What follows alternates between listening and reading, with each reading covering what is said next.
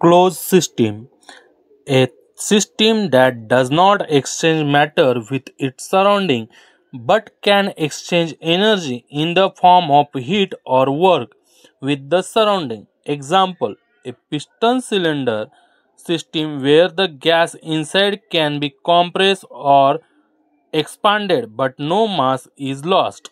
थर्मोडायनॅमिकची अशी सिस्टीम ज्याच्यातून फक्त एनर्जी ट्रान्सफर होऊ शकते, मास किंवा मॅटर ट्रान्सफर होणार नाही, अशा सिस्टीमला आपण क्लोज सिस्टीम असे म्हणणार. आता आपण कंटेनर घेऊ आणि त्या कंटेनरमध्ये वॉटर घेऊया. त्या कंटेनरला वरून आपण क्लोज करून देऊया. अशा रीते तो क्लोज सिस्टीम होईल आणि आपण त्याला खालून हीट प्रोव्हाइड करूया. जशी हीट प्रोव्हाइड करू आपण तसतसं त्या वॉटरचं टेम्परेचर इन्क्रीज होईल. म्हणजे याचा अर्थ काय की हीट ट्रान्सफर होते, टेम्परेचरच्या फॉर्ममध्ये एनर्जी ट्रान्सफर होते. पण जे काही वॉटर आहे ते त्या कंटेनरच्या बाहेर ट्रान्सफर होत नाही, सराउंडिंगमध्ये ट्रान्सफर होत नाहीये.